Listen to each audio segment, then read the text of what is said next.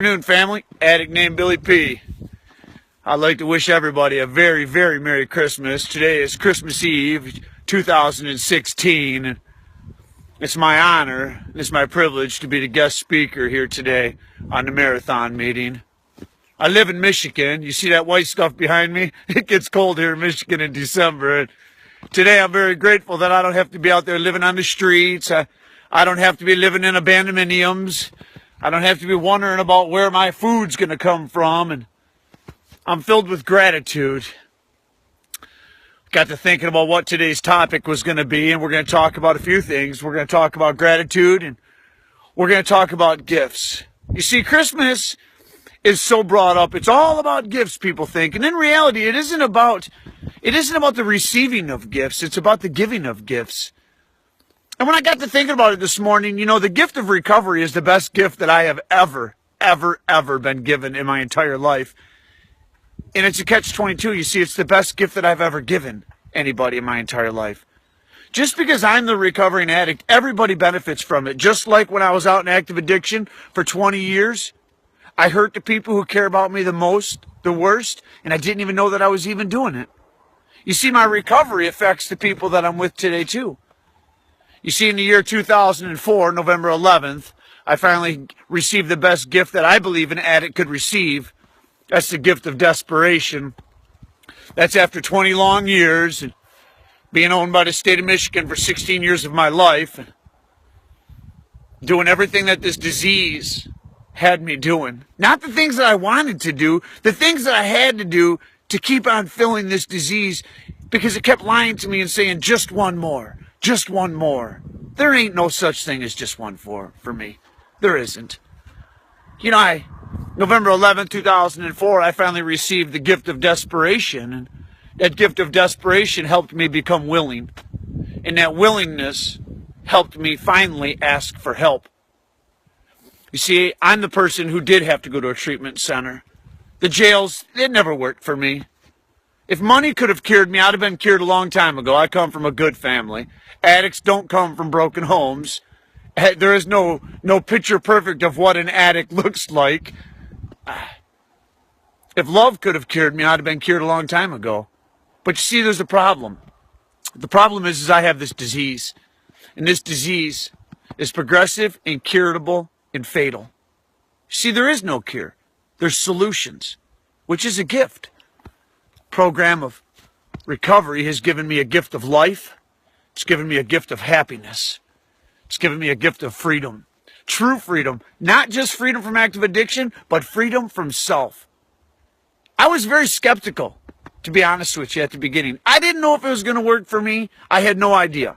I thought that I was undeserving. I thought that all the things that I did in 20 years of active addiction, that there's no way that this is going to work for a dope fiend like me. Well, you see, that willingness to ask for help. You see, after everything that I've done, this disease of addiction took me into areas where people just don't need to go. I live in Michigan. It's cold out here in Michigan, right? In December. That's what this white stuff is. That's snow. And here's the coolest thing.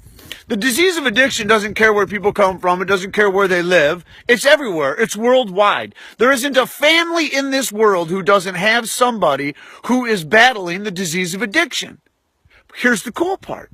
Recovery is worldwide. This program's everywhere. Just because there's snow behind me, I can guarantee you other countries where it's hot right now, they got a program of recovery. Now, November 11th, 2004, I finally entered that program.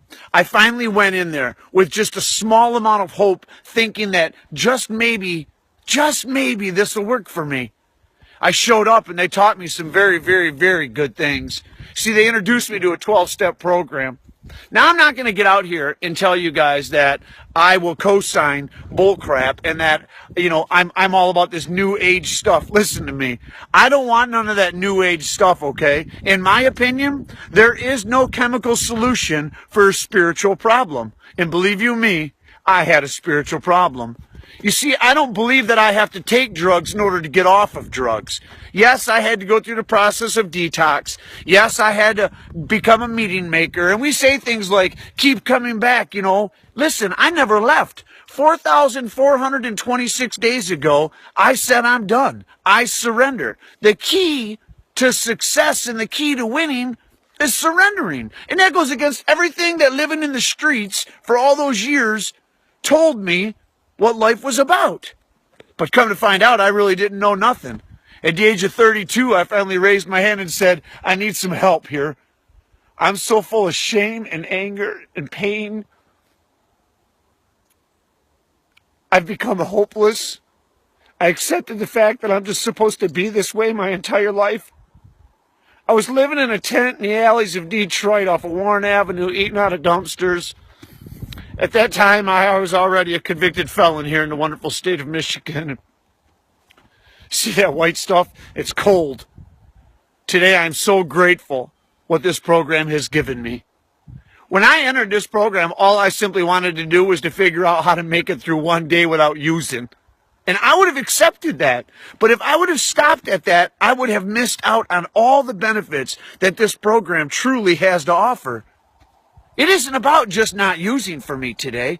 Yes, obviously, that's first and foremost. I joined the No Matter What Club, November 11th, 2004. No matter what happens to me, I'm not picking up. My wife could leave me. My finances could be just a mess. Nobody could be around. The worst thing could happen to me today, and I'm telling you what, I'm not going to pick up today. I'm not. That's what the No Matter What Club is. And believe me, these past 12 years, they have not been all, hunky-dory, oh, life's great. I've been through some challenging things, some very challenging things.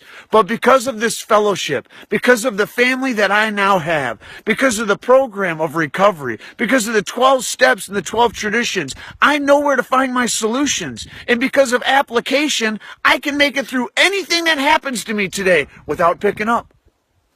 See, because I learned to follow direction. The direction I take is from other addicts. The therapeutic value of one addict helping another is without parallel.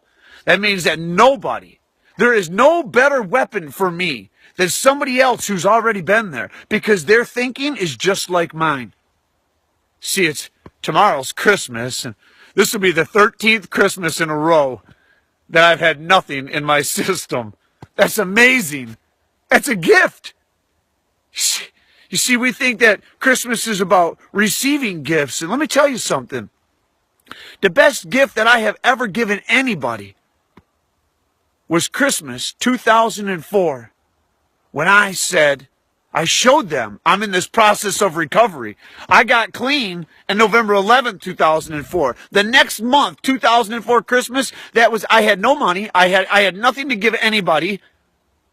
But I thought to myself, look, I got a lot to give them. I'm giving back my wife, her husband. I'm giving back my parents, their son, my brother, his brother, my sisters, their brother. I'm giving back me, the person that was lost for 20 years in active addiction. I became the person that I can't stand. See, that year when I got clean, when I'm thinking about, oh my Lord, what am I going to do? I can't get nobody nothing. I've got no money. Listen, I gave them the best gift that I could ever give them. It's my recovery. 12 years later, tomorrow will be my 13th Christmas. The best gift that I can still give them is my continuous recovery. See, this program, when I walked in the front doors, everybody kept telling me stuff like keep coming back and fake it till you make it and we'll love you till you love yourself. And listen, if one more person came up and hugged me when I first started going to meetings, I don't know. I couldn't take it. I thought that I was unhuggable. I was unlovable. I was definitely unteachable when I first showed up. I didn't even know if it was even going to work. I was excluding myself right off the get-go because I was looking at all the differences instead of the similarity. And the similarity is this: when we pick up, we can't stop. Period. That's the one thing that I have in common with everybody at those tables. And then I started to become teachable. I started to become lovable. Therefore, I started to be able to carry a message instead of a mess. I started to be able to show love in ways that I never even understood. See, the holiday seasons, this disease that I have, it works triple time. And I watch a lot of people go out during holidays. And I don't see many new members coming in during the holidays, but I see some people, getting sucked out, and they say, oh, we slipped. Listen, you didn't slip, okay? You can slip on that stuff behind me, okay? It's slippery. I can guarantee you that. But when you go back out and you relapse, and I hear people, they're like, oh, it's okay. It's okay. Listen, relapse is not a requirement. Nowhere does it say that relapse is a requirement. Yes, it happens, but I'm telling you what also happens a lot of times is death. And I don't know about you, but I was extremely broken when I first showed up. I wanted to die. I didn't know anything about life. Today, because of this fellowship, I don't want to die no more. I want to continue to live. I want to continue to become the person that I was intended to be all along. That's what this program is all about. Getting rid of my character defects. Understanding that I'm powerless. Understanding that I don't have all the answers. Understanding that I need help and that it's okay to ask for help. We talk about holiday seasons and we talk about, gifts, and that brings in gratitude. I remember when I didn't have nothing to be grateful for. I didn't even know what gratitude even meant. After 20 long years of active addiction, I was just thoroughly broken, and I was full of shame and anger and pain. And I was embarrassed of the person that I had become. I had done everything that I said I would never do, and I became the person that I said I would never become. I had nothing to be grateful for back then. I didn't even understand what gratitude even meant. And in this process of recovery, I started to understand what gratitude meant. I am grateful today. I'm grateful today for a God of my understanding. I'm grateful for today for a program that has given me solutions that's been working since 1953. Why would I want to try anything new that's making people rich off of my pain and my misery? Why wouldn't I just stick with something that's already been working for a long time? I hear people, they're like, oh, that program doesn't work. Surely it does. You're going to get out of it whatever you put into it. If you do it the way that other people are doing it, that are winning, chances are you're going to win. I hear people talk about, well, I'm going to do this and I'm going to do that. Well, you go ahead and do it however you want to do it. I'm not here to push or promote anything. I'm here to tell you how I did it. After 20 long years of active addiction, being shot, stabbed, being in places where people just don't need to go, doing all the things that this disease has us do. Finally, I said, I'm done. Came in, surrendered. They said, keep coming back. Shoot, I haven't even left. I don't plan on leaving. I am still a meeting maker. 4,426 days later, I still go to meetings. You know why? Because they work. It doesn't matter where I go. It doesn't matter who I'm visiting.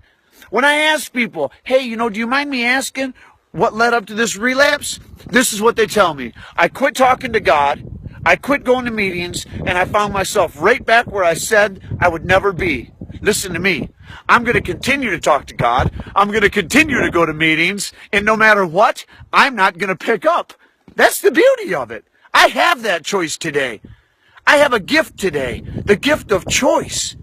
I am no longer underneath the control of everything that made me the person that I despise. Do I think about getting high today? Yeah, every now and then, far and few. Do I dwell on it? No, I don't. That thought comes in and that thought goes out. I do not react to it like I might have in the early days because I know where my solutions are. Step 1 tells me I'm powerless over my addiction. My life would become unmanageable. That tells me right there, it's easy to say it. When I came around here, they said there's only one step I had to get right. That's the first one. Well, I started thinking about that. And, I'm looking at this step and I'm reading it and I'm like, man, that word powerless just kept on just punching me in the gut. I got to admit that I'm powerless. That's a hard thing to do. That goes against everything that the streets, the club life, the ripping, the roaring, that goes against everything that taught me what made a man a man. Surrender wasn't in that. Admitting that I'm powerless, that doesn't make me a man, but in reality, it does. It makes me a winner. See, so I had to think about that one, and I had to think, well, if that's the only one I got to get 100% correct, man, then I better really, really, really study it, learn it, listen it, eat it, take ownership of it. And that's what I did. I took ownership of that first step. Step 2, we came to believe that a power greater than ourselves could restore us to sanity. That was another process. I didn't even know what sanity was. I was out of my mind when I was out there. That's why we call it dope. It put me in a state of mind that it was all about me. I had become a selfish and self-centered person. I didn't care about anybody else. Come to think about it, I didn't even care about myself. Power greater than myself. Every meeting I go into is a power greater than myself. There's a lot more people than me there, and they've got knowledge. They've got an understanding. They know the solutions. They help me with everything that I have going on. That third step, we made the decision to turn our will and our lives over to the care of God as we understood Him. That step was cool for me, okay? Because, see, I'm the most non-religious pastor you're ever going to meet, and religion told me I was going to hell, and I got high because of feelings. Either I didn't like the way I felt, or I wanted to feel different, or 9 out of 10 times for myself, I didn't want to feel anything at all. And that's why I put that dope on it. Come to find out, this program gave me the choice. I got to choose. I got to choose who my God was. That's huge. I don't push it on anybody, but I am here to tell you something. If you don't have God in your program, it's going to be tough.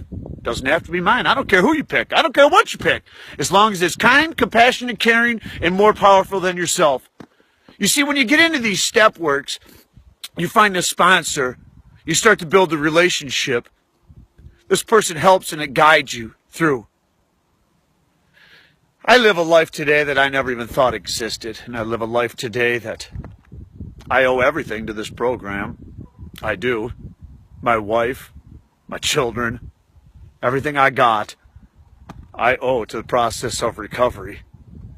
See, I'm very passionate about my recovery, and I believe this. I believe that still today I'll put nothing in front of my recovery, because the first thing that you put in front of your recovery is going to be the second thing that you lose.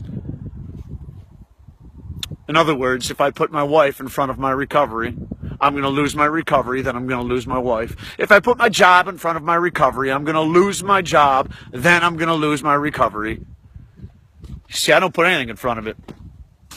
Today, I owe everything, and therefore I have to give back. See, when I came around here, they said, in order to keep what you have to give it away. That's cool, man. I'm okay with that. Didn't cost me nothing. Well, it pretty much cost me, the 20 years I was out there in active addiction. It was painful. I've earned my seat. I've paid for that seat with all kinds of stuff. But here we are. Tomorrow I get to celebrate my 13th Christmas with my kids. I don't need a camera to see their smiling faces to remember it. I don't have to go shopping at parking lots and other people's cars because I don't have no money. I don't have to ask my family members to buy gifts for my kids. See, this gift of recovery, it's shared with everybody. And because of it, I became that productive member of society. Well, that's a heck of a term, ain't it? But it sure is better than crackhead, whore, liar, thief, convict, junkie, know-it-all. A productive member of society, that ain't all that bad, I'm no longer ashamed of my past, because my past does not define the person that I am today. My actions define the person who I am today. My heart defines the person that I am today. We've all made mistakes, but not one of us is a mistake. And out there in active addiction, I thought I was a mistake. I couldn't have been more wrong. I was just a mess. Today, I'm just a blessed mess, and I owe that to this program, the blessed part. Okay, the mess, well, hey, I'm still working on it. I don't have all the answers. I know where to go to get the solutions. And for me, they're at meetings. We're in the holiday season. After Christmas, we have New Year's Eve. What better way to bring in the year than to stay clean?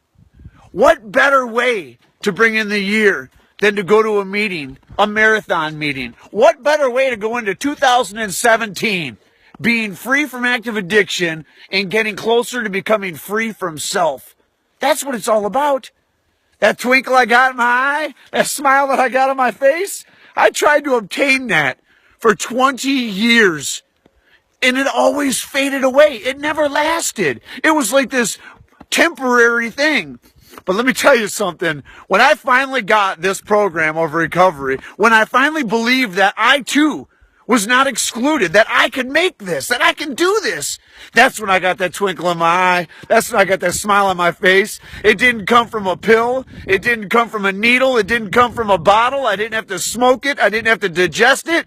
I didn't have to go out and beg, steal, or rob for it. I just had to come in and surrender, ask for help, and follow it with application. You see people say, well, meetings keep me clean. Well, meetings don't keep me clean. And I hear people say, well, the people at the meetings keep me clean. Well, the people at the meetings don't keep me clean neither. Application of the 12 steps keeps this dope fiend clean. One day at a time. In those days, they're precious. So today, on New Year's Eve, or on Christmas Eve, 2016, do yourself a favor. If you're struggling, continue to struggle inside the fellowship where you have love and kindness and compassion and forgiveness. Don't stay out in the madness. Don't go back out in the madness. Nobody's going to tell you that it's easy. But I tell you what, everybody who knows it, they're going to tell you that it's worth it. It might not be easy, but it is worth it. Do yourself a favor and continue the celebration of the holidays without using, without picking back up. Stay in the no matter what club. Go to meetings. Be part of the solution. You see, if we keep on letting other people come up with all these new solutions, more and more addicts are going to keep on dying. More and more families are going to continue to be broken. We're based on attraction rather than promotion. Let me ask you, how's your attraction? You see, because I want to attract people to have them ask me where I get the smile from.